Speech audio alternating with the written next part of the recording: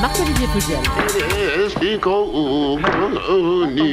Une japonaise âgée de 99 ans vient de publier son premier livre cette année, Julie. Encore mieux, son recueil de poésie. Il cartonne, il s'est déjà vendu à 1 500 000 exemplaires.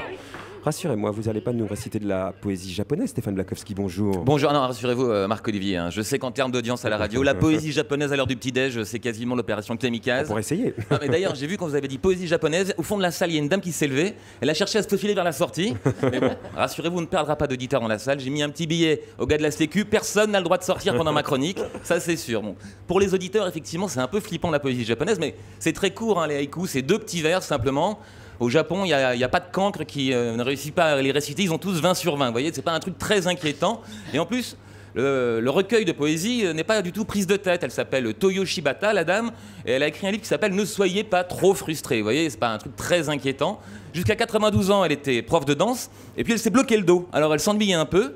Elle a donc écrit quelques poèmes qui, publiés à 99 ans, ont eu un immense succès. Là, je sens que la salle est chaude, je sens qu'on est prêt à se lever à dire oui, un poème japonais. Non, pas vraiment, Stéphane. Si, regardez, on va en lire un, mais traduit en français, rassurez-vous. Ouais.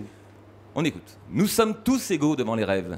Presque 100 ans, l'amour me guette encore, et bientôt, je le chevaucherai dans les nuages. Magnifique. Hein, ça donne envie de chevaucher l'amour dans l'image, Marc-Olivier, vous ne trouvez pas? J'allais vous le dire. Bah, toujours est-il qu'au Japon, ça cartonne en tout cas, puisque là-bas, c'est le pays le plus vieux du monde. Donc, de voir qu'une dame de 99 ans comme ça peut encore exaucer l'un de ses plus beaux rêves, bah, ça rassure tous les Japonais qui se disent que la vie est encore pleine de belles surprises, jusqu'à 100 ans.